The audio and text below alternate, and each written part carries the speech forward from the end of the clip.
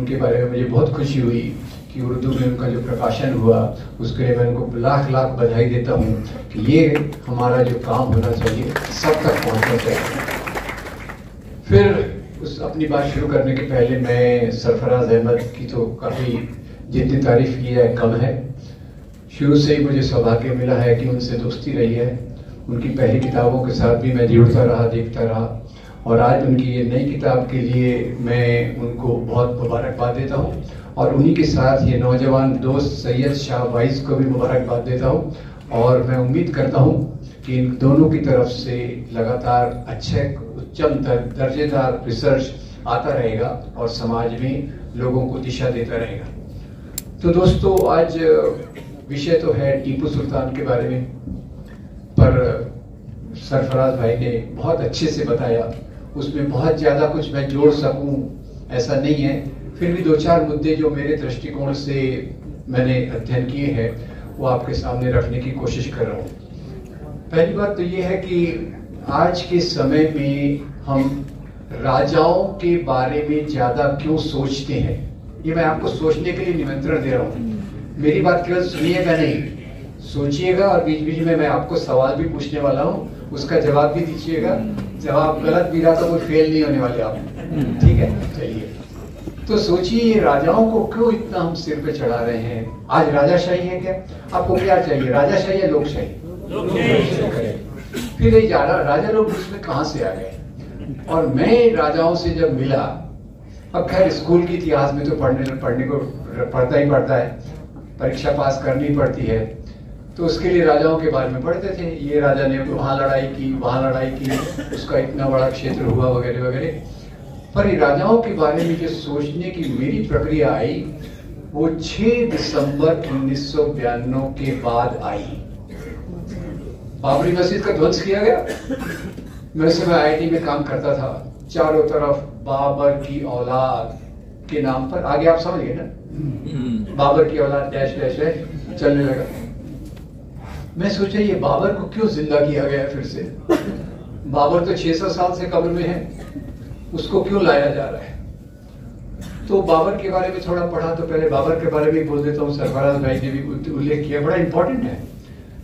तो पहली बात याद रखिए, बाबर को जो काबुल के आसपास रहता था उसको इस एरिया में आने का निमंत्रण किसने दिया था वो जरा याद रखिएगा। उस राजा का नाम था राणा सांगा। राणा सांगा ने लेटर भेजा, हेलो आप आइए, हम दोनों पार्टनरशिप में दिल्ली के राजा इब्राहिम लोदी को हराएंगे। तो ट्रेंडल समझ लीजिए, एक हिंदू राजा है, एक दूसरे मुसलमान राजा को इनवाइट कर रहा है तीसरे मुसलमान राजा के लड़ने के खिलाफ। तो मैं आपसे पूछता हूँ, ये हिंदू मुसलमान का मामला है कि दो राजाओं का मामला है? तो धर्म का मामला है कि सत्ता का मामला है? अब वहां से चालू हुआ, तो फिर मैंने कहा चलो बाबर को पढ़ना पड़ेगा। अब मेरा बैकग्राउंड कुछ और है। अब आज राजू जी को भी परेशानी हो गई कि मेरा बैकग्राउंड क्या है, कई बार मेरे को भी नहीं समझता मेरा बैकग्राउंड क्या है। पर एक पता है कि 1992-93 के बाद इतिहास की किताबों को मुझे पढ़ना पड़ा, मजबूरी क्या थी? क्योंकि इतिहास के नाम पे लोग नफरत फैला रहे हैं। इतिहास हमको बहुत प्रेम की बातें सिखाता है, अच्छी अच्छी बातों की प्रेरणा दे सकता है, अच्छा समाज बनाने के चित्र दे सकता है, उसका उपयोग किया जा रहा है नफरत फैलाने के लिए। तो फिर पहले बाबर आ गया, तो फिर मैंने बाबर का अध्ययन किया, पर मैंने बाबर के उन पहलुओं को देखा जिसके बारे में सरफराज भाई ने अभी कहा। एक और मैं आपको बहुत प्यारी बात बताना चाहता हूँ बाबर के बारे में। आप कभी दिल्ली जाएं तो नेशनल म्यूजियम वहां है, उम्मीद करता हूं वैसे ही बना रहेगा, उसको बदला नहीं जाएगा। तो दिल्ली के नेशनल म्यूजियम में बाबर की एक वसीयत है हुमायूं के नाम। गौर से सुनिएगा, क्या लिखता है बाबर? बाबर लिखता है, बेटा हुमायूं, अल्लाह का शुक्र करो, इतनी अच्छी धरती पर राज्य करने का मौका उसने हमको दिया है। कौन लिख रहा है? पर बेटा याद रखो, यहाँ के ज्यादा लोग हिंदू हैं, हिंदू लोग मंदिरों को पवित्र मानते हैं और गाय की पूजा करते हैं, तो अपने राज्य में मंदिरों को टूटने मत देना, व्यर्थ की गौ हत्या होने मत देना। ये बाबर लिख रहा है। फिर हर साल 10 नवंबर के आसपास, हर साल 10 नवंबर के आसपास चालू हो जाता है, टीपू सुल्तान वेरी बैड, अरे उसने लाखों ब्राह्मणों का कत्लेआम कराया। एक एक करके लूंगा, थोड़ा साइंस का बैकग्राउंड है और थोड़ा लॉजिक तो सबके पास होता है। टीपू कहाँ का राजा था? मैसूर। कौन से साल में था, कौन सी शताब्दी में था? 16वीं शताब्दी, 17वीं शताब्दी। मैसूर में उसने लाखों ब्राह्मणों का कत्लेआम कराया। पॉपुलर वो व्हाट्सएप नॉलेज। तो मैं सोचता हूँ उसमें मैसूर की जनसंख्या कितनी रही होगी? 50 लाख से तो ऊपर नहीं होगी, am I right? और ब्राह्मणों का परसेंटेज क्या रहता है? 3.5। और वो परसेंट आप देख लीजिए। लॉजिक से थोड़ा, इतिहास तो अलग बात है, थोड़ा ज्ञान, अपना लॉजिक, साइंटिफिक रीजन भी लगाना चाहिए। फिर दूसरी बात पता चली कि टीपू सुल्तान के जो सबसे बड़े एडवाइजर, जिसको आज की भाषा में कहते हैं प्राइम मिनिस्टर, मतलब गलत मत समझिएगा, उनका सबसे बड़ा जो एडवाइजर था उसका नाम था पूर्णैया, जो एक ब्राह्मण था। अब उसका सबसे बड़ा एडवाइजर ब्राह्मण है, तो ब्राह्मणों का कत्लेआम वो करवाने देगा? Yes no? अभी कितनी र्यूमर है लोगों के दिमाग में भर गई। फिर बोले टीपू सुल्तान इतना खराब था, मंदिर तो तोड़ने की बात हर राजा के साथ जोड़ी जाती है। अगर मुसलमान राजा है तो उसने मंदिर तोड़े ही होंगे।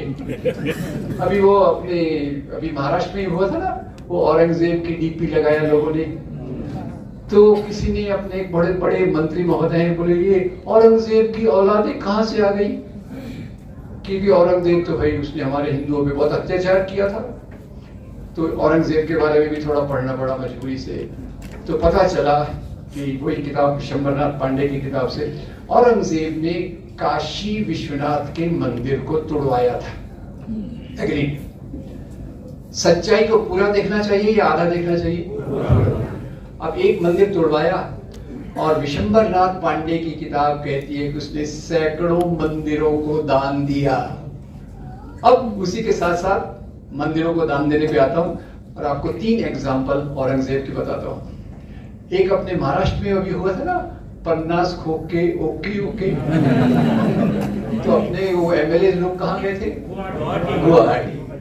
गुवाहाटी में वो दर्शन करने गए कामाख्या देवी के मंदिर की, और कामाख्या देवी को मंदिर को औरंगजेब ने दान दिया था। वहां वो प्लाक लगा हुआ है, मेरे मन से मैं नहीं कह रहा। फिर कुछ नौजवानों के इंटरेस्ट की बात बता देता हूँ। वो आलिया भट्ट है, ठीक है, आलिया भट्ट की शादी किससे हुई? Very good. ये दोनों बेचारे गए कि भाई हम उज्जैन में महाकाल के मंदिर में जाके भगवान महाकाल से आशीर्वाद लेंगे। Very good. पर वहां बोर्ड लगा दिया गया, ये आलिया भट्ट की माँ तो मुसलमान है, Muslims are not allowed, no entry. बड़ा दुख हुआ। पर ये पता चला कि उस कामाख्या देवी के मंदिर को भी औरंगजेब ने दान दिया। उसका क्या करेंगे आप? तब ये मंदिर तोड़े गए, उसके आधार पे इतनी बड़ी राजनीति हो गई है, चल रही है, हो गई नहीं है, चल रही है, चलती रहेगी। अगर इस राजनीति को कंट्रोल नहीं किया गया तो। अब मुझे सुनने में आया कि मेरी किताब के बारे में थोड़ा बोल दूं, उसके बारे में माफ किया कीजिएगा, खुद के बारे में बहुत बोलता रहता हूँ। अब उसके राम मंदिर का फोटो है, बोले इससे हमारी भावनाएं दुखती है। अरे भाई, राम मंदिर के फोटो से आपकी भावनाएं कैसे दुख सकती है? राम तो सबके आधार है, आराध्य है, इमाम हिंद है। कबीर से लेके तो महात्मा गांधी तक हे राम बात करते थे, राम की बात करते थे। पर हाँ, अब राम कौन सा राम है ये बात अलग है, पर राम की जो मान्यता है पूरे दक्षिण एशिया में है, इस बात को हम बिल्कुल इनकार नहीं कर सकते। पर ये भी बात है कि भगवान राम की जो बारे में कहानियां हैं वो अलग अलग प्रकार से, वाल्मीकि रामायण एक है, तुलसीदास रामायण दूसरी है, और फिर वो रामानंद सागर, महर्षि रामानंद सागर की रामायण और है। वो चलता रहता है, सबके वेरिएशन चलते रहते हैं। पर भगवान राम के मंदिर से किसकी भावनाएं दुखेंगी मुझे नहीं पता, पर उन्होंने ऐसा कहा। मंदिरों को लेके टीपू सुल्तान पे भी बहुत कहा गया कि टीपू सुल्तान ने मंदिर तोड़वाए, तो सरदार भाई ने कह दिया उसमें ऐड करने की जरूरत नहीं है, क्योंकि एक बार थोड़ा मैं इसको कहानी के रूप में बताता हूँ। एक बार पूना से पेशवा मराठा सेनाएं टीपू सुल्तान पर आक्रमण करने गई, और ये लड़ाई जो हुई बिना हार जीत के फैसले के समाप्त हो गई। क्रिकेट में इसको क्या कहते हैं जब हार जीत नहीं होती? टाई हो। ठीक है, मराठा सेनाएं गई आक्रमण करने, हरा नहीं पाई, वापस आ रही थी, गुस्से में थी। आते आते उन्होंने श्रीरंगपट्टनम का हिंदू मंदिर तोड़ दिया। टीपू सुल्तान ने इसकी मरम्मत कराई। दोनों का कारण देख लीजिए। ये सेनाओं ने मंदिर क्यों तोड़ा? क्योंकि वो टीपू सुल्तान का अपमान करना चाहते थे कि हम तेरे राज्य में आके तेरी संपत्ति को तोड़ के जा रहे हैं। और टीपू सुल्तान उसकी मरम्मत क्यों करता है? क्योंकि वो उसका चीफ ट्रस्टी है। और ये याद रखिए कि कोई भी राजा तब तक राज्य नहीं कर सकता, कोई भी राजा तब तक राज्य नहीं कर सकता जब तक वो प्रजा की भावनाओं का आदर न करे। इसमें छत्रपति शिवाजी महाराज हो, टीपू सुल्तान हो, सम्राट अशोक हो, अकबर हो, ऐसे बहुत सारे राजाओं के बारे में मैंने अध्ययन किया। वैसे तो लोकशाही में आ गए हैं, राजाशाही पीछे रह गई है। फिर भी तो बताना चाहूंगा कि कई राजाओं ने राज्य कैसे चलाना इसके बारे में बहुत महत्वपूर्ण योगदान किया है। 4-5 की बात बताता हूं। सबसे पहले शुरू करता हूं सम्राट अशोक। सम्राट अशोक, आपको पता होगा उन्होंने कौन सा धर्म स्वीकार किया था? बौद्ध धर्म। बौद्ध बन गए, विशाल सम्राट था। उन्होंने शिलालेख लिखवाए, शिलालेख लिखवाने की शुरुआत की। और उसमें क्या लिखवाया? एक शिलालेख में कहते हैं मेरे राज्य में अलग अलग धर्म के लोग रहते हैं। उस समय कौन कौन से धर्म थे भाई? हमारा भारत हमेशा बहुधर्मीय रहा है। भारत हमेशा बहुधर्मीय रहा है। ये उसकी मजबूती है या कमजोरी है? अब आज तो कुछ उल्टा ही कहा जा रहा है, इसलिए बड़ी तकलीफ होती है। तो अब अशोक क्या लिखते हैं? अशोक लिखते हैं मैं अपनी प्रजा के लिए पिता के समान हूं और सब धर्मों के लोगों का आदर करना मेरा कर्तव्य है। कौन से धर्म थे? वैदिक धर्म था, जैन धर्म था, बौद्ध धर्म था, आजीविका थे। तो गौतम बुद्ध, इसलिए सम्राट अशोक से सीखकर हमने बहुत सारी चीजें अपने संविधान में लाई। फिर दूसरे सीधे आ जाता हूं अकबर। अकबर का तो बहुत सारा ये है। अब अकबर का ये कहा जाता है वो मुसलमान था, उसने लव जिहाद किया था। उसमें चली जाता है, वो एक अलग टॉपिक है, कॉम्प्लिकेटेड टॉपिक है। लव जिहाद पे एक अच्छी किताब आने वाली है, वो जरूर पढ़िएगा। खैर, अब अकबर के मुझे 2 बातें याद है। एक तो सुलह कुल यानी भारत में अलग अलग धर्म के लोग हैं, हिंदू हैं, मुसलमान हैं, क्रिश्चियन भी आ गए थे। भले ही वो आटे में नमक के समान अभी भी हैं, पर क्रिश्चियन भी आ गए थे। और सिख धर्म भी था, उसी के आसपास आया था। उन्होंने सभी धर्मों के बीच में सुलह स्थापित करने के लिए सुलह कुल की बात की, दीन इलाही की बात की, नया धर्म चालू करने की बात की कि भाई लोग चैन से रह सके। अब ये अकबर के बारे में बहुत आसानी से बताना हो तो आजकल तो भाई हिंदू बनाम मुसलमान का मामला है, पर अकबर के बारे में आपको मजेदार बात बताता हूं। अकबर के दरबार में 9 रत्न थे, यस नो? उनमें कुछ 9 रत्न हिंदू थे, नाम बताइए। Birbal, very good. राजा टोडरमल। और ये अनइम्पोर्टेंट थे क्या? याद रखिए दोस्तों, अकबर के दरबार में राजा टोडरमल वही काम करते थे जो आज मोदी सरकार में निर्मला सीतारामन करती है। इम्पोर्टेंट है कि नहीं बात? तो ये औरंगजेब की बात कर रहा था। यही टोडरमल के ग्रैंडसन राजा रघुनाथ बहादुर, ये औरंगजेब के फाइनेंस मिनिस्टर थे। अब ये सवाल क्या है, हिंदू मुसलमान का क्या मामला हो गया? अब ये थोड़ा सा टीपू सुल्तान को फिर से देख लेते हैं। तो पहली बात यह है, कई राजाओं ने महत्वपूर्ण मुद्दों को सामने लाया। अशोक, अकबर, तीसरा मुझे याद आता है छत्रपति शिवाजी महाराज। अब छत्रपति शिवाजी महाराज को भी देखने के अलग अलग तरीके हैं। कोई कहता है वो ब्राह्मण प्रतिपालक राजा थे। ज्योतिराव फुले कहते हैं कि वो लोक कल्याणकारी राजा थे। अपना अपना देखने का तरीका है, जिसको जैसा देखना देखे, मुझे उससे कोई तकलीफ नहीं है। पर इतनी बात जरूर पता है कि शिवाजी महाराज ने गरीब किसानों के कंधे से लगान का बोझ कम किया था। गरीब किसानों के कंधे से लगान का बोझ कम किया था। अभी किसानों की बात करना भी जरूरी है। पिछले 1 साल में वो आपको याद होगा ना, किसान आंदोलन कर रहे आंदोलन, हम आपकी बात नहीं सुनेंगे। चुनाव आएगा तो ही सुनेंगे, नहीं तो आप 600 किसान मर जाओ, हमें कोई प्रॉब्लम नहीं है। पर शिवाजी महाराज ऐसे नहीं थे। उन्होंने किसानों की समस्याओं के लिए उनका ऊपर लगान का बोझ कम किया। और शिवाजी महाराज की बात तो समझना जरूरी है। क्यों? क्योंकि एक आपको याद दिला दूं, ये भी आप याद रखिए कि आज तो हमारे बीच में इतने अच्छे शायर भी बैठे हैं। एक बहुत अच्छे साहित्यकार आपके पड़ोस के प्रदेश कर्नाटक में थे, गिरीश कर्नाड। गिरीश कर्नाड कहते थे कि अगर टीपू सुल्तान हिंदू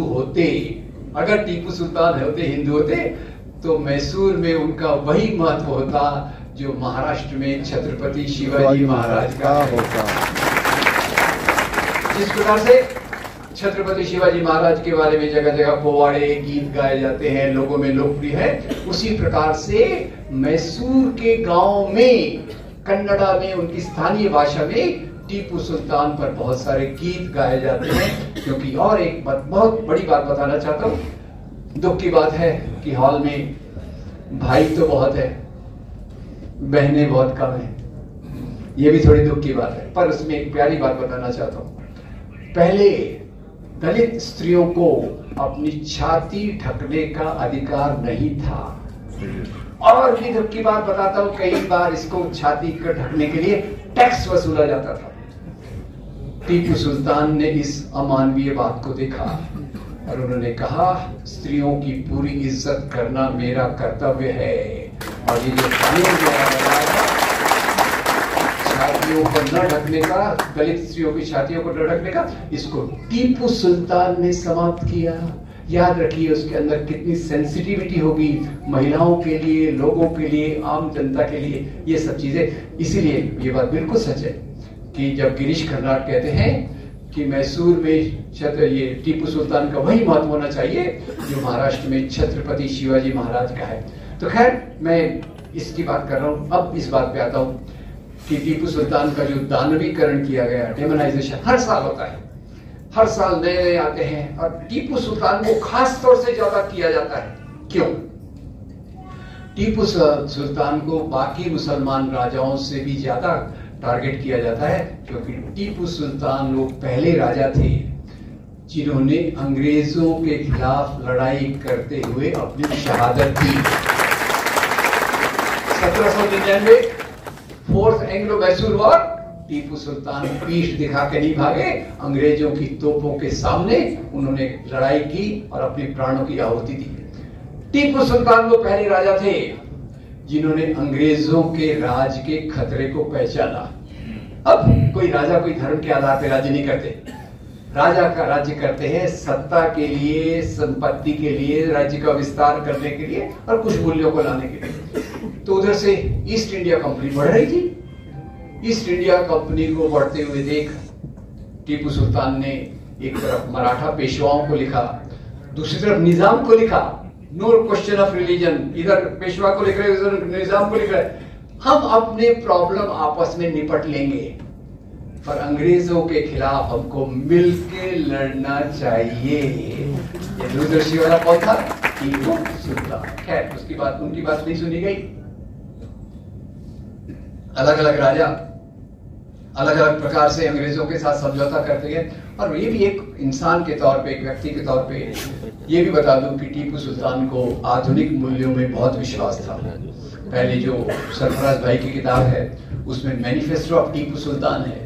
जो बात अशोक लिखते हैं अपने शिलालेख में, सभी धर्मों के लोगों का बराबर का आदर, प्रजा को अपनी संतान के रूप में मानना, टीपू सुल्तान भी अपने मैनिफेस्टो में वही बात लिखते हैं।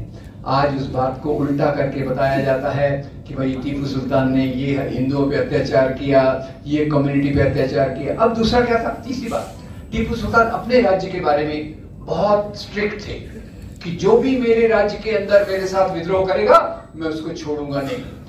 तो इसलिए उसमें कुछ क्रिश्चियन कम्युनिटी थी जो घुड़सवारी में एक्सपर्ट थे, कुछ हिंदू कम्युनिटी थी जो घुड़सवारी में एक्सपर्ट थे, जो अंग्रेजों का साथ दे रहे थे। इसी के साथ कुछ मुस्लिम कम्युनिटी के लोग भी अंग्रेजों का साथ दे रहे थे। उनने तीनों कम्युनिटीज को बराबर से टारगेट किया, धर्म का भेदभाव नहीं किया। अब चुन के बताते हैं कि उन्होंने ये क्रिश्चियन के साथ भेदभाव किया, हिंदुओं के साथ भेदभाव किया। भेदभाव उन्होंने किया उन लोगों के साथ जिन्होंने अंग्रेजों का साथ देने की बात की, और उसमें मुझे कोई गलत बात लगती नहीं है। खैर ये सब, और टीपू सुल्तान को खास तौर से अंग्रेजों ने ज्यादा नफरत फैलाई, और फिर एक तो पूरा सिलसिला आ गया मुसलमान राजाओं के खिलाफ नफरत फैलाने का। और वो जैसे मैं बता रहा था 1992-93 में बाबर हुआ, फिर औरंगजेब की बात हुई, फिर अकबर की बात हुई, एक का एक ढूंढ के निकालना और उन चीजों को बताना जिससे नफरत फैले। इसको जो अगर याद रखिए, मैं आपको शब्द बताना चाहता हूँ, इतिहास को आज जो देखा जा रहा है वो धर्म के चश्मे से देखा जा रहा है।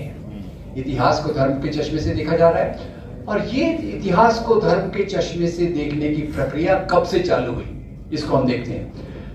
ये प्रक्रिया चालू हुई अंग्रेजों के यहां आने के बाद। ठीक है, अब बताइए, अंग्रेज लोग यहां आए और उसके बाद एक पहली लड़ाई की बात करता हूं। आपको 1857 की क्रांति याद है? Yes no? 1857 की क्रांति की चिंगारी किसने लगाई थी? मंगल पांडे। उसका नेतृत्व किसने किया था? बहादुर शाह जफर। बहादुर शाह जफर के साथी कौन थे? तात्या साहब टोपे, नाना साहब पेशवा, झांसी की। हिंदू मुसलमान मिलकर अंग्रेजों के खिलाफ लड़े। Right wrong? जब अंग्रेजों के साथ ये पीछे यूनाइटेड लड़ रहे हैं, अंग्रेजों की सत्ता डगमगा गई, और जब उनकी सत्ता डगमगा गई तो उन्होंने सोचा हमको यहाँ कौन सी नीति लगाना पड़ेगा? फूट डालो और राज करो। उसके चलते उन्होंने चुन चुनकर, मुसलमान राजाओं ने ये किया, हिंदू राजाओं ने वो किया, एक उल्टे प्रकार का इतिहास धर्म के नाम पर बताने की बात की। अब इतिहास क्या होता है? इतिहास मेरे हिसाब से तो बताया कि हम जहां सीखें कि मानव समाज के कमजोर तबकों का शोषण कैसे होता था, दलित कैसे जीता था, आदिवासी कैसे जीता था, औरतें कैसे मेहनत करती थी, व्यापारी क्या काम करते थे, संस्कृति क्या होती थी, सभ्यता क्या होती थी, ये देखने की बात होना चाहिए। इसके उलट उन्होंने कहा हिंदू राजा बनाम मुसलमान राजा, और इस बात को लेकर यहाँ की जो बाद में आई सांप्रदायिक ताकतें, उस पर मैं आऊंगा। सांप्रदायिक ताकतों को समझे बगैर हम आज की परिस्थिति का मुकाबला नहीं कर सकते। तो ये धर्म के नाम पर चलने वाला इतिहास आज जो पाकिस्तान में भी प्रचलित है, ख्याल कीजिए, पाकिस्तान में जो खिलाफ इतिहास प्रचलित है, एक या तो उसमें से हिंदुओं को निकाल दिया गया है, या हिंदुओं को बहुत कायर के रूप में बता दिया गया गलत। और यहाँ जो इतिहास का तरीका आ रहा है उसमें केवल एक ही गुणगान है, जो भी यहाँ खराबी हुई मुसलमान राजाओं के कारण हुई, अच्छे से हिंदू राजा वेरी गुड, मुस्लिम राजा वेरी बैड, और इसका जो परिणाम है। अब आते हैं कि ये कौन सी राजनीति है जो इतिहास को धर्म के चश्मे से प्रस्तुत करती है। अब इसमें थोड़ा सा हम अंग्रेजों के आने की बात करेंगे, और उसके पहले मैं आपसे सवाल पूछना चाहता हूँ। सवाल इसलिए पूछना चाहता हूँ कि मैं आपको अपना दोस्त मानता हूँ, मेरा कंफ्यूजन है, वो कंफ्यूजन जरा निकाल दीजिए। ये बताइए, भारत को आजादी कब मिली? 1947। बहुत धन्यवाद। मैं बहुत कंफ्यूज हूँ क्योंकि एक बड़ी एक्टर ने बोल दिया कि हमको आजादी 2014 में मिली। तब से मैं कंफ्यूज हूँ, इसकी हर जगह पूछते हो। और उसका अब देश की गुलामी किसको कहते हैं? देश की गुलामी इसको कहते हैं जब नंबर 1 दो चीजें हैं देश की गुलामी में। नंबर 1, देश की संपत्ति को लूटकर बाहर ले जाते हैं। ओके, अब हमारे बड़े बड़े नेता वो लोग कहते हैं हम 1200 साल से गुलाम हैं, ये मुसलमान राजा आए और आज गुलामी चालू हो गई। तो ये बताइए, जो मुसलमान राजाओं ने यहाँ राज्य किया, बाबर होगा, अकबर होगा, औरंगजेब होगा, बहादुर शाह जफर होगा, वो मुसलमान राजा यहाँ की संपत्ति लूटकर कहाँ ले गए? क्वेश्चन पूछ रहा हूँ, काबुल, कांधार, मक्का, मदीना, या कहीं नहीं? कहीं नहीं। अब मैंने केबीसी के स्टाइल में सवाल पूछा, अमिताभ बच्चन होते तो आपको लाखों रुपए मिल जाते, और आपका बैठ लगा कि मैं हूँ, मेरी जेब खाली है। तो मुसलमान राजा यहाँ रहे, हिंदुओं के साथ मिलकर राज्य किया, और यहीं मरे, इसी मिट्टी में खाक हो गए, यहाँ की संपत्ति बाहर नहीं ले गए। देश की गुलामी का दूसरा सिम्टम, जब देश का नियंत्रण बाहर से होता है, इंस्ट्रक्शन बाहर से आती है। लंदन में एक मिनिस्टर ऑफ स्टेट बैठा है, वो यहाँ के वाइसराय को गाइड करता है, ऐसा कराइसा, तसा कराइसा, ये करो, वो करो। तो ये मुसलमान राजा को इंस्ट्रक्शन बाहर से आते थे क्या? यही क्या वो अपने एडवाइजर उनके थे, एडवाइजर्स में उनके हिंदू भी थे, मुसलमान भी थे, मिश्र प्रशासन चलता था। तो पहली बात याद रखिए, हमारी गुलामी चालू होती है अंग्रेजों के आने के बाद। और आज जो हम आधा जो वजन ढो रहे हैं वो उन नीतियों के विकास के कारण हुआ है जो अंग्रेजों ने यहाँ प्रस्थापित की। तो थोड़े से मैं 3 चीजें बताऊं। अंग्रेजों को यहाँ से संपत्ति लूट के ले जाना था, तो 3 परिवर्तन लाए। ये शॉर्ट में कह देता हूँ। पहला एक तो लाए वो रेलवेज। शोलापुर से बॉम्बे सामान ले जाना है, बॉम्बे से लंदन ले जाना है, तो शोलापुर से बॉम्बे। पहले तो बेचारी अपनी बैलगाड़ी, अब बैलगाड़ी तो स्लो है तो लाए रेलगाड़ी। ठीक है, नंबर 1। नंबर 2, उनको यहाँ ब्रिटिश, अब ये आपको मैं सवाल पूछूंगा, ब्रिटिश वाइसराय को अपने ऑफिसर्स को पत्र भेजना रहता था, तो बताइए अंग्रेजों के आने के पहले पत्र कौन ले जाता था? कबूतर। अच्छा जवाब है, कबूतर का जवाब बहुत अच्छा है। पर एक बात आपको मैं बता दूं, कबूतर केवल प्रेम पत्र ले जाते थे। तो अंग्रेज लाए telephone, telegraph, postal system, mail. पहला रेल हो गया, मेल। तीसरा अच्छा काम किया, मॉडर्न एजुकेशन, आधुनिक शिक्षा, आधुनिक न्याय व्यवस्था। और आधुनिक न्याय व्यवस्था में जब लोगों को पनिशमेंट मिलता है तो कहाँ जाते हैं? Jail. Very good. Rail, mail, jail. अब ये परिवर्तनों के साथ 3 नए वर्ग अस्तित्व में आए। अब भारत बन रहा है। कुछ लोग भारत को बना रहे हैं, कुछ लोग भारत को पीछे धकेल रहे हैं। कौन लोग भारत को बना रहे हैं? ये 3 परिवर्तनों से जो लोग आए, पहले व्यापारी उद्योगपति, टाटा, बिरला, सिंघानिया वगैरह वगैरह, इन्होंने फैक्ट्रियां डाली। फैक्ट्रियों में काम कौन करेगा? मजदूर वर्ग। और तीसरा आधुनिक शिक्षित वर्ग, पढ़े लिखे लोग। इनको मैं ऐसे बताता हूं, ये आधुनिक भारत का आधार है। अब पीछे के जो लोग थे, राजा, नवाब, जमींदार, जागीरदार, ये सामाजिक परिवर्तनों से इनको डर लग रहा था। ये कौन है नए उद्योगपति? हम राजा नवाब तो, हमको तो दैवी शक्ति है, डिवाइन पावर है, ऊपर वाले के आधार पे हम राज्य करते हैं, धर्मगुरु हमारे साथ खड़ा है, शेठ जी भट्ट जी का वंडरफुल कॉम्बिनेशन है, किसानों का अच्छा शोषण होता है, दलितों महिलाओं को दबा के रखते हैं, दलितों को दबा के रखते हैं। ये कौन नए वर्ग के लोग आ रहे हैं? अब इसको एक ही चीज मैं एग्जांपल दे देता हूँ। आज महिलाएं कम है, मुझे थोड़ा ठीक नहीं लगा उसके बारे में, फिर भी महिलाओं के बारे में भी सोचिएगा। आधुनिक शिक्षा जब आई, क्या वो एक सरल प्रक्रिया थी? बहुत इजी बात काम थी क्या? नहीं, बहुत मुश्किल था। ज्योतिराव फुले दलितों के लिए स्कूल खोले और उनकी पत्नी सावित्रीबाई फुले ने लड़कियों के लिए स्कूल खोले। किसी को पता है कि सावित्रीबाई फुले की पहली शिक्षिका कौन थी? फातिमा शेख। थैंक यू, मैं आपके लिए ताली बजा देता हूँ। अब एक मजेदार बात बताता हूँ। सावित्रीबाई फुले और फातिमा शेख जब ये स्कूल जाती थी तो अपने साथ एक्स्ट्रा कपड़े ले जाती थी। क्या उनको भी अपने प्रधानमंत्री जैसे बार बार कपड़े बदलने की आदत थी? फिर क्यों ले जाते थे?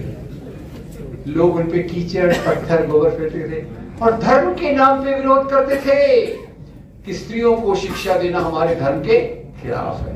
इसलिए वो बेचारी एक्स्ट्रा साड़ी ले जाती थी, साड़ी खराब हो जाती थी तो वो दूसरी पहन के आती थी। खैर, तो ये परिवर्तन जो हुए, इनकी शिक्षा का बहुत इंपॉर्टेंट है। अब जो राजा, नवाब, जमींदार, जागीरदार थे, उनको बड़ा खराब लग रहा था ये हो क्या रहा है। तो एक अच्छी बात और हुई कि कुछ संगठन बने, कुछ संगठन इधर से बने, कुछ संगठन इधर से बने। और यही केंद्र में आपको बता के आप जरा समझिएगा कि राजनीति क्या होती है, धर्म क्या होता है, धर्म के नाम की राजनीति क्या होती है। इसको पहले मैं थोड़ा अपनी सरल भाषा में, गांधी की भाषा में समझा दूं। धर्म वो होता है जो लोगों से प्यार करना सिखाए। खरा तो जगाला, खरा तो एक अच्छी धर्म जगाला प्रेम अर्पावे। और जो वो लोगों से नफरत करना सिखाता है वो धर्म नहीं, धर्म के नाम की राजनीति है। और यही बात हम देखेंगे कि धर्म के नाम की राजनीति जो इधर के तबकों से आई, उसने कैसे नफरत की बातें सिखाना चालू किया। और धर्म का असली मतलब जो है, मैं तो बताऊं आपको, एक स्पष्ट बात बता दूं कि भारत की दार्शनिक परंपरा, धार्मिक परंपरा इतनी महान है, उसमें इतने प्रवाह हैं जिसने लोगों को जोड़ के रखा। अभी हमने बात की थी दारा शिकोह की, सुलह कुल की। फिर आप देखें, ये बताइए, अपने महाराष्ट्र में एक वारकरी परंपरा है। वारकरी परंपरा में केवल हिंदू भाग लेते हैं, हिंदू मुसलमान दोनों लेते हैं? सूफी संत की दरगाह पे जाने वाले केवल मुसलमान है कि हिंदू मुसलमान दोनों हैं? दोनों है। ये भारत का एक उच्चतम बिंदु है। और इसी को लेके अपने साने गुरु जी ने कहा, खरा तो एकची धर्म जगाला प्रेम। अब उसके विरोध में एक ऐसी राजनीतियां आती हैं जो धर्म के नाम पे नफरत फैलाती है। अब धर्म की बात की है तो मैं 3 प्यारे शब्द आपको तीनों धर्म से बता दूं। एक बहुत प्यारी शिक्षा है, आप जरा पहचानिएगा कौन से धर्म से है। वो शिक्षा है वसुधैव कुटुंबकम। कौन से धर्म से है? हिंदू धर्म से है। तो मैं यानी पूरी मानवता के एक परिवार है। तो मेरा सवाल है, अगर मैं एक हिंदू परिवार में हूं तो क्या मैं किसी मुसलमान से या क्रिश्चियन से नफरत करूंगा? यस कि नो? क्यों नहीं करूंगा? वो भी मेरे परिवार का भाग है। दूसरा क्रिश्चियन इसमें एक आता है, लव दाई नेबर एज दाई ओन सेल्फ। अपने पड़ोसी से उतना ही प्यार करो जितना आप अपने आप से करते हो। इस्लाम। अब इसमें क्या बात की गई है, मैं क्रिश्चियन हूं, मेरे पड़ोस में मुसलमान रहता है, हिंदू रहता है, नास्तिक रहता है, बौद्ध रहता है, क्या मैं उनसे नफरत करूंगा? मेरा धर्म क्या सिखाता है? मैं उनसे प्यार से रहूंगा। और तीसरा इस्लाम की बात, जिसके बारे में दुनिया भर में आज नफरत फैलाई जा रही है। इस्लाम में है, जिस व्यक्ति का पड़ोसी भूखे पेट रहता है, जिस व्यक्ति का पड़ोसी भूखे पेट रहता है, उसके लिए जन्नत के दरवाजे नहीं खुलेंगे। अब बताइए, ये तीनों मूल्य मिलते जुलते हैं कि एक दूसरे के विरोध में है? तो विरोध कहां है? विरोध राजनीति में है। धर्म में कोई विरोध नहीं है। धर्म नैतिकता सिखाने वाला धर्म, वही सच्चा धर्म होता है। धर्म में विरोध नहीं है। तो ये हम बताएंगे कैसे राजनीति का इस्तेमाल इन लोगों ने किया। तो इधर से राजा, नवाब, जमींदार, जागीरदार बहुत परेशान है। औरतों को शिक्षा मिल रही है, सावित्रीबाई फुले स्कूल खोल रही है, दलित सामने आ रहे हैं, मजदूर सामने आ रहे हैं, उद्योगपति वर्ग के लोग सामने आ रहे हैं। तो राजा, नवाब, जमींदार, जागीरदार ये बात परेशान होते हैं। और ये सबसे पहले कहते हैं, ये नहीं कहते कि हमारा पावर खतरे में है, हमारी सत्ता खतरे में है, ये नहीं कहते हैं। तो मुसलमान नवाब कहते हैं इस्लाम खतरे में। तो हिंदू राजा क्या कहेगा? हिंदू खतरे में। विश्वास कीजिए दोस्तों, धर्म कभी खतरे में नहीं होता। धर्म खतरे में नहीं होता, धर्म खतरे में होती है लोगों की सत्ता। अब बहुत सारांश करने के लिए मैं इतना बताऊंगा, ये उभरते वर्ग के लोगों में से 3 प्रकार के संगठन आए, रिप्रेजेंटेटिव, और डूबते वर्गों में से भी 3 प्रकार के संगठन आए। और वो 3 प्रकार के संगठनों में आप जरा पहचानिएगा। मेरे जो रिप्रेजेंटेटिव है, पहले मेरे जो हीरो है मेरे, शहीद आजम भगत सिंह। किसी को नाम याद पता है उनके संगठन का नाम क्या था? हिंदुस्तान। याद रखिएगा, अभी भगत सिंह का केवल नाम लेने से काम नहीं चलेगा, उनके मूल्यों को याद रखना जरूरी है। उनके संगठन का नाम था हिंदुस्तान सोशलिस्ट रिपब्लिकन एसोसिएशन। दूसरे भीमराव बाबा साहब आम्बेडकर, बहुत संगठन बनाए, शेड्यूल कास्ट फेडरेशन, बहिष्कृत हितकारिणी सभा, और बाद में चलकर आखिर में एक पार्टी की रूपरेखा रखी। एक पार्टी की रूपरेखा रखी जिसके 2-3 टुकड़े मौजूद है, कोई यहाँ गिरा, कोई वहां गिरा। क्या नाम है इसका? Republican party of India. और तीसरे संगठन का नाम आपको बताना है। 4 प्रतिनिधि रख रहा हूं, 4। मौलाना अबुल कलाम आजाद, एनी बेसेंट, सरदार बलदेव सिंह और मोहनदास करमचंद गांधी। संगठन का नाम बताइए। कांग्रेस। कितना कंजूस है आप लोग, पूरा नाम तो बताइए। भारतीय राष्ट्रीय कांग्रेस। ओके, ठीक है। अब ऐसा मत समझिए कि मैं भारतीय राष्ट्रीय कांग्रेस के लिए वोट मांगने आया हूँ। वोट मांगना आपका प्रॉब्लम, वोट देना आपका प्रॉब्लम है। नाम का ख्याल कीजिए, Hindustan socialist Republican association, Republican party of India, भारतीय राष्ट्रीय कांग्रेस। अब इधर से राजा, नवाब, जमींदार, जागीरदार शुरू में केवल यही सामने आते हैं, और बाद में कुछ शिक्षित लोग, बड़े वकील, बड़े मिडिल क्लास लोग इनके साथ जुड़ जाते हैं। और 2 संगठन का नाम तो मैं फ्रैंकली बता सकता हूं। पहले संगठन के लीडर का नाम है मोहम्मद अली जिन्ना। पार्टी का नाम मुस्लिम लीग। फिर दूसरे व्यक्ति वो हैं जो महाराष्ट्र में हम इनको जिनको वीर बोलते हैं। कौन सी पार्टी ज्वाइन की उन्होंने? हिंदू महासभा। मुस्लिम लीग, हिंदू महासभा। और इधर देखिए नौजवान भारत सभा, Hindustan socialist Republican association, Republican party of India, भारतीय राष्ट्रीय कांग्रेस, मुस्लिम लीग, हिंदू महासभा। इनकी जड़ें कहाँ हैं? जड़ें पुराने समाज में है, पुराने सिस्टम में है, राजाशाही में है, नवाबशाही में है, शेख जी भट्टी सिस्टम में है। तो ये इन लोगों ने ये धर्म के नाम का राजनीति वाला इतिहास ऊपर उठा लिया।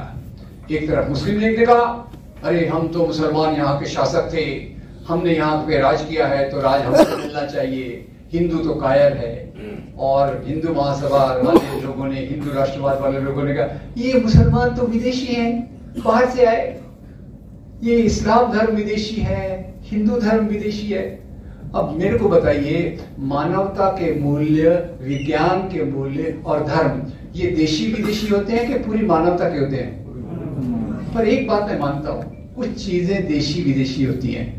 वो कुछ लोग शाम को लेते हैं ना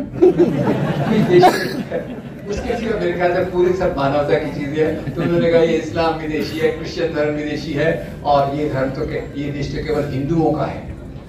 तो ये दो प्रकार की राजनीतियों ने उस प्रकार के इतिहास को उठाया जहां हिंदू राजा ग्रेट है, मुस्लिम राजा ग्रेट है, और इन्होंने आम लोगों की बातों का सवाल नहीं किया। और जो आम लोगों की बातों का सवाल लिया तो इतिहास के दो पन्ने मैं भी बता दूं, क्योंकि यहाँ इतिहास का रिसर्च चल रहा है, इतिहास की बात हो रही। एक इतिहास का दृष्टिकोण दिया महात्मा गांधी ने। महात्मा गांधी हिंद स्वराज, उनकी सबसे बेहतरीन किताब। उसमें क्या लिखते हैं? भारत में हिंदू राजा भी थे, मुसलमान राजा भी थे, दोनों मिलकर राज भी करते थे। मुसलमानों के राज में हिंदू प्रजा फलती फूलती थी, गांधी के शब्द। मुसलमान राजाओं के राज्य में हिंदू प्रजा फलती फूलती थी, हिंदू राजाओं के राज्य में मुसलमान प्रजा फलती फूलती थी। और उसी को आगे ले गए उनके चेले जवाहरलाल नेहरू, जिनके बारे में आज रोज कुछ ना कुछ उल्टा सीधा बोलने को मिलता है। तो आज जो पूरे देश में जो भी सब कुछ बर्बादी हुई है, नेहरू के कारण हुई है। कल भी सुना था ये प्रॉब्लम नेहरू का कारण है, हम 10 साल से राज कर रहे हैं, हमारा तो सब भला चंगा सी प्रॉब्लम नेहरू प्लेजर आवर्स। अब यही नेहरू ने आगे चलकर इतिहास में लिखा कि भारतीय सभ्यता जो है वो मिली जुली सभ्यता संस्कृति है। और इसमें अगर आप देखिए तो एक के ऊपर एक परत लेयर आते गए, पुराने लेयर को डिस्टर्ब नहीं किया और नए लेयर को स्वीकार किया। अब इसको एक मैं मजेदार चीज में रखता हूँ, हमारे खाने पीने की चीजें आपको पता होगी कैसे मिलजुल से आई। अभी कई लोग मुझे बोलते हैं यार तुम बहुत दुबले हो गए वगैरह, सच बात यह है, मैं उसको इनकार नहीं करता। पर बीच में मेरा वजन काफी अच्छा हो गया था। क्या हुआ था, मैं 3-4 साल पहले कुछ पारिवारिक कारणों से 1 साल तक मुझे हैदराबाद रहने का मौका मिला। तो क्या हुआ फिर वहाँ बिरयानी खाने का आनंद तो लिया। फिर मैंने स्टडी किया बिरयानी तो आई कहाँ से, तो पता चला बिरयानी आई थी ईरान से। ईरान में उसको कहते हैं बिरयान, अपने आप मसालों की कमी नहीं है, मसाले डाले और क्या बन गया, एंजॉय योरसेल्फ। अब हम किस प्रकार के मेल जोल हमारी संस्कृति का आधार है। थोड़ा एक सवाल पूछता हूँ, वैसे तो मैंने जैसे कहा क्रिश्चियंस आटे में नमक के समान है, पर हम लोग बर्थडे मनाते हैं, यस नो, क्या काटते हैं भैया, कहाँ से आए वो आप जरा देख लीजिएगा। हमारे रामायण महाभारत में ऐसे कपड़े पहनते थे कि जो पहन के खड़ा हो नहीं। तो ये सब मिलता जुलता रहता है और मेल जुल का। एक आखिरी उदाहरण बता देता हूँ, मेरा बहुत प्यारा उदाहरण है। अभी आज मैंने यहाँ कहीं चलते चलते देखा वड़ा पाव स्टॉल है ना, आपके मुंह में पानी आ गया मैं मानता हूँ, पर थोड़ा वड़ा पाव का स्टडी कीजिए।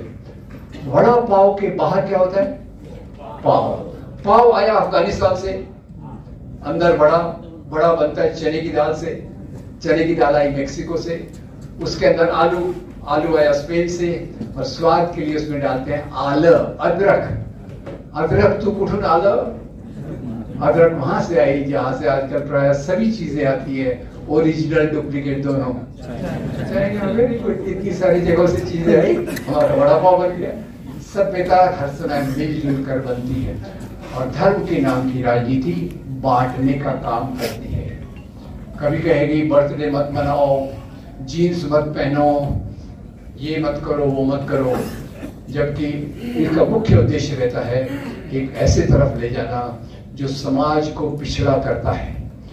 तो एक तरफ जो इधर की राजनीति आई, उसका मैं आखिरी पॉइंट बता देता हूं, क्योंकि नेहरू की आजकल बहुत आलोचना होती है, और एक तरफ ये राजनीति आई जो धर्म के नाम पे चलती है। तो पहले हम देख लें कि ये जो इधर की राजनीति आई उसका एजेंडा क्या था, और उसका एजेंडा बताने के लिए मैं आखिर में एक शब्द का भी इस्तेमाल करता हूं कि 1947 के बाद भारत में जो हुआ उसको मैं अंबेडकर नेहरू क्रांति मानता हूं। अंबेडकर क्यों? भारतीय संविधान जिसके बारे में आज सामने सुना, और नेहरू क्यों? उन चीजों का निर्माण जिसके आधार पे भारत टिका है। Education, IITs, research, ISRO, PRC, public sector, Bhilai screen plant, Bhakra Nangal plant वगैरह वगैरह, ये नेहरू के जमाने में इसकी कल्पना रखी गई, और इसको नेहरू ने 1954 या 56 में अपने भाखड़ा नंगल बांध का उद्घाटन करते समय एक वाक्य कहा था। ख्याल से सुनिएगा, क्या कहते हैं नेहरू भाखड़ा नंगल बांध का उद्घाटन करते समय? कहते हैं ये जो बांध है, उस समय अकाल होते थे भारत में, अनाज की कमी थी, और यहाँ बाद में जो परिस्थिति आपको पता है। उन्होंने कहा ये जो बांध है ब्रैकेट में, ये जो इंडस्ट्रीज हैं, पब्लिक सेक्टर है, एम्स है, IITs हैं, ब्रैकेट क्लोज, ये आधुनिक भारत के नए पूजा के स्थान है। और 1990 के बाद से एक और राजनीति चल रही है जो कह रही है हमारे पूजा के स्थान तो मस्जिदों के नीचे है, एक मस्जिद दूसरी मस्जिद चलते जाओ करते जाओ वगैरह। तो दोस्तों अंत में मैं इतना कहना चाहूंगा कि टीपू सुल्तान के माध्यम से हमें याद रखना चाहिए, राजाशाही हमें नहीं चाहिए, पर राजाओं ने जो अच्छा योगदान दिया है वो हमारे समाज का निर्देशन करते रहना चाहिए। नंबर 2, एक तरफ धर्म को लेकर चलते हैं, दूसरी तरफ धर्म के नाम की राजनीति करते हैं। अब ये बताइए, जो इधर से लोग आए, मैंने 2 नाम लिए, आपको याद है? मौलाना अबुल कलाम आजाद, महात्मा गांधी, ठीक है? मौलाना अबुल कलाम आजाद और महात्मा गांधी दो का मैं काल्पनिक इंटरव्यू लेता हूं कल्पना में। तो पहले मैं जाता हूं मौलाना साहब के पास, मौलाना साहब को पूछता हूं, मौलाना साहब आप तो एक अच्छे मुसलमान हैं, आपने कुरान का तर्जुमा किया, आप ये बताइए आप मुस्लिम लीग क्यों नहीं ज्वाइन करते, पाकिस्तान की मांग का समर्थन क्यों नहीं करते?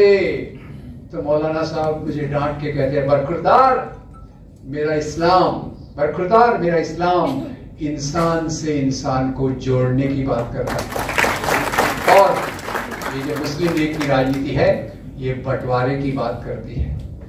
फिर आता हूं गांधी जी के पास, गांधी को कहता हूँ, पूछता बापू आप हिंदू हो कि नहीं, आप हिंदू हो कि नहीं? तो बापू फिर से नाराज हो जाते हैं, वो कहते हैं मैं तो एक हिंदू हूं, मैं हिंदू हूं, अपने धर्म के लिए मैं अपनी जान तक दे सकता हूं। मैं रुक गया। आज लोग धर्म के लिए जान दे रहे हैं या धर्म के नाम पर जान ले रहे हैं? गांधी के पास आता हूं, मैं अपने धर्म के लिए अपनी जान तक दे सकता हूं, और उन्होंने दी, पर जिस राष्ट्र के निर्माण के लिए मैं काम कर रहा हूं वो ना आपके ना मेरे धर्म द्वारा निर्देशित होगा। धर्म का काम होगा लोगों को नैतिक रास्ता दिखाना, और देश का काम होगा लोगों के रोटी, कपड़ा, मकान, बिजली, सड़क, पानी, शिक्षा, स्वास्थ्य, नौकरी, गिनते जाओ, और ह्यूमन राइट्स का ख्याल करना। ये स्टेट का काम होगा। स्टेट का काम मंदिर मस्जिद बनवाना और धार्मिक मुद्दों में जाना नहीं होगा।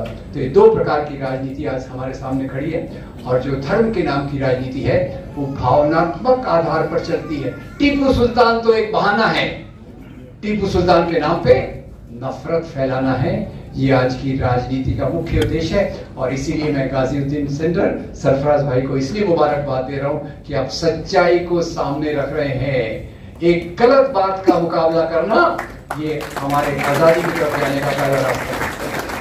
अब दूसरी बात है, आज धर्म के नाम की राजनीति कैसे बढ़ी, सांप्रदायिक दंगे कैसे हुए, धर्म के नाम पे दंगे कैसे हुए। तो याद रखिए दोस्तों, इसमें 4-5 स्टेप है। थोड़ी सीरियस बात है। दंगों के कारण पार्टियां भी मजबूत होती है। सबसे नीचे होता है गलत फहमियों को फैलाना। मुसलमान राजा ऐसे थे, उन्होंने जबरदस्ती से इस्लाम फैलाया, मुसलमान परिवार ऐसे होते हैं, वो देशभक्त नहीं होते, वगैरह वगैरह। और उसके आधार पे नफरत के आधार पे दंगे के आधार पे पोलराइजेशन, ये एक राजनीतिक चाल है। और उसके जवाब में हमें क्या करना चाहिए, इसके बारे में मैं आपसे निवेदन करूंगा। मुझे बहुत खुशी है, शोलापुर में बार बार मैं आपसे बात करता हूं, और शोलापुर में एक गाजिउद्दीन रिसर्च सेंटर टाइप है जो सच्चाई का काम कर रहे हैं। पर एक बात जो बहुत जरूरी है वो ये कि आज गोदी मीडिया के जमाने में, जहां पूरा हमारा टेलीविजन और मीडिया एक किसी के कब्जे में है, कॉर्पोरेट वर्ल्ड के कब्जे में है, सच्चाई हमारे पास नहीं पहुंचती। जो स्वदेश की अच्छी बातें हैं वो हमारे तक नहीं पहुंचती, और उनको फैलाना हमारा काम है। तो हम क्या करें? जैसे हमारे अध्यक्ष महोदय ने कहा, जलसा हो गया, बात खत्म हो गई, जलसे से बात शुरू होना चाहिए। यहां जो बातें हो रही हैं वो समाज के दूर दूर के कोनों तक पहुंचना चाहिए। कैसे पहुंचेंगी? मीडिया तो हमारे पास है नहीं, पर एक बात है, जो मीडिया का दुरुपयोग किया जाता है उसका हम अच्छा उपयोग भी कर सकते हैं। मैं एक बात से खुश हूं, वैसे तो काफी निराशा है, एक बात से खुश हूं कि आज हमारे पास बहुत अच्छे साधन है। राजू पुरवेलकर जी का भी मैंने देखा, बेहतरीन वीडियो है। एक उदाहरण दे रहा हूं, ऐसे और बहुत सारे उदाहरण हैं। जो ये मेरी किताब है, सॉरी खुद के बारे में कह रहा हूं, मेरी किताब के आखिरी 3 पेजेस में मैंने कम्युनिटी सेंटर की बात की है। क्या है कम्युनिटी सेंटर? एक कोई ऑफिस है, एक कोई घर है, जहां महीने में एक बार, 15 दिन में एक बार मिलते हैं, गीत गाते हैं अच्छे, संविधान को याद करते हैं, संविधान की प्रस्ताविका को पढ़ते हैं, और साथ ही साथ 1-2 घंटे के लिए कोई अच्छी डॉक्यूमेंट्री देखते हैं, कोई अच्छे वीडियो फिल्म्स देखते हैं। और ये वीडियो फिल्म्स की पूरी लिस्ट मैंने इसमें दी है। 2-3 मैं आपको उदाहरण बताना चाहता हूँ। एक तो बहुत आजकल जो इम्पोर्टेंट हो गया है, जैसे राजू भाई के बहुत सारे अच्छे वीडियो हैं। वैसे एक और दोस्त का नाम याद रखिएगा, जरूर याद रखिएगा, उनका नाम है अशोक कुमार पांडे। उनके वीडियोस लगातार डेली आते हैं, बहुत अच्छे तरीके से आते हैं। तीसरा, इसमें मेरा थोड़ा सा योगदान मेरा भी है, और मैं सरफराज भाई को 14 वीडियोस का एक कोर्स भेज दूंगा, जिसमें भारत के इतिहास के बारे में, सांप्रदायिकता के बारे में पूरा दिया है। वो हिंदी में भी है, इंग्लिश में है। मैं सरफराज भाई को वो लिंक भेज दूंगा। और इसके आधार पे हमको एक ऐसे समाज पे जाना है जिसके 3 मुख्य आधार हो। नंबर 1, सभी धर्मों के नैतिक मूल्यों का आदर करना। नंबर 2, संविधान के रास्ते पर चलना। नंबर 3, उस सपने को देखना जहां सब व्यक्तियों को पूरी इज्जत के साथ जीने का अधिकार है। ये हमारा मुख्य उद्देश्य होना चाहिए। और जो धर्म के नाम पे राजनीति करते हैं, वो इस्लाम के नाम पे करें या हिंदू धर्म के नाम पे करें या बुद्ध धर्म के नाम पे करें। एक और भी वार्निंग याद रख लीजिए, पाकिस्तान में इस्लाम के नाम पे राजनीति की गई, क्या हुआ पाकिस्तान का हाल? पाकिस्तान आज किस हाल में है जरा देखिएगा। किसी इंडेक्स में भारत के पास नहीं आता। और तो और 1 साल पहले मैंने एक नई बात स्टडी की, वो क्या थी? बुद्ध धर्म के नाम की राजनीति श्रीलंका में चल रही है, और श्रीलंका भी पीछे पीछे घसर रहा है। तो जहां धर्म के नैतिक मूल्य रहेंगे वहां तरक्की होगी, गांधी का रास्ता होगा, नेहरू का रास्ता होगा।